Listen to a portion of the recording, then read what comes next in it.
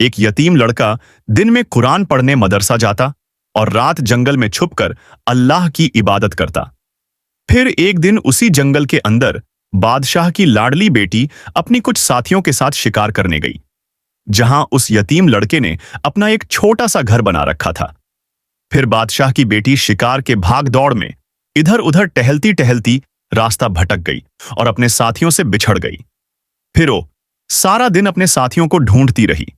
ढूंढते ढूंढते शाम हो गई, मगर उसके साथी कहीं भी नजर नहीं आ रहे थे। चलते चलते आखिरकार उस यतीम लड़के के घर के पास आ गई।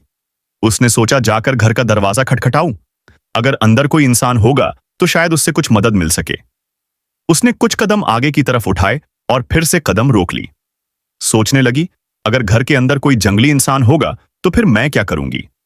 लेकिन जंगली जानवरों की आवाजें जब बादशाह के बेटी के कानों तक पहुंची तो फौरन जाकर दरवाजा खटखटाने लगी। जब घर के अंदर से ओ नौजवान निकला तो शहजादी कहने लगी, मैं रास्ता भटक गई हूं, मुझे आज रात आपके घर में रहने का इजाजत दे ताकि इस जंगली जानवर से बच सकूं।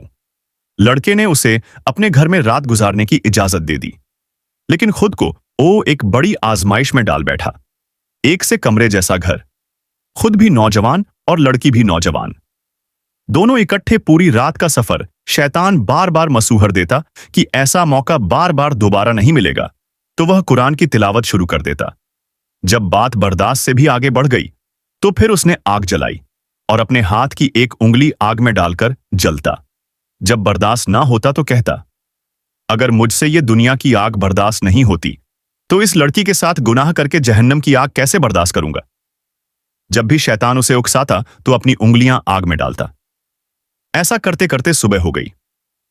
बादशाह हजारों सिपाही ओ को लेकर जंगल में अपनी बेटी को ढूंढता रहा। सुबह बादशाह भी उस झोपड़ी के पास पहुंच गया।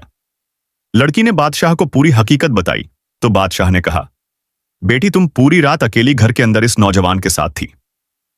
मैं तो तुम्हारा बाप हूं, मैं शायद तुम्हारी बातों पर यकीन कर लूं, लेकिन लोग यकीन नहीं करेंगे, समाज में मेरी नाक कट जाएगी। इस बात को छुपाने के लिए मुझे इस नौजवान को कत्ल करवाना पड़ेगा।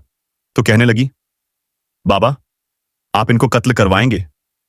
तो बादशाह बोला, बेटी मैं मजबूर हूं, मेरे पास और कोई रास्ता नहीं है।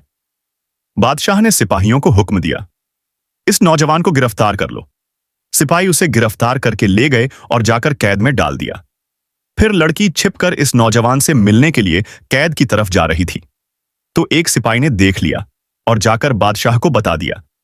बादशाह छिपकर अपनी बेटी को देख रहा था कि देखूं बेटी छिपकर इस नौजवान के पास क्या करने आई है।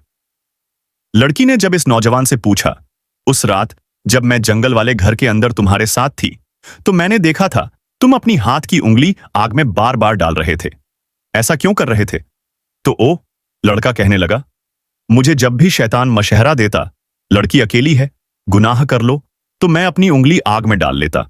जब आग की तपिश बर्दाश्त नहीं होती तो सोचता ये दुनिया की मामूली आग मुझसे बर्दाश्त नहीं होती, तो इस लड़की के साथ गुनाह करके जहन्नम की आग कैसे बर्दाश्त करूंगा। बस खुद को ये याद दिलाने के लिए और गुनाह से बचने के लिए मैं बार बार ऐसा कर रहा था। बादशाह ने जब इसकी बातें सुनी तो चीख उठा और कहने लगा, जिस मुस्तफा के गुलाम का ईमान ऐसा हो, वो गुनाहगार कैसे हो सकता है। फिर बादशाह ने कहा, बेटी ये नौजवान सजा का हकदार नहीं बल्कि ताज पहनाने के लायक है। फिर बादशाह ने उसे ताज पहनाया और अपनी बेटी के साथ शादी भी करवाई और बादशाह के तख्त पर भी बैठा दिया।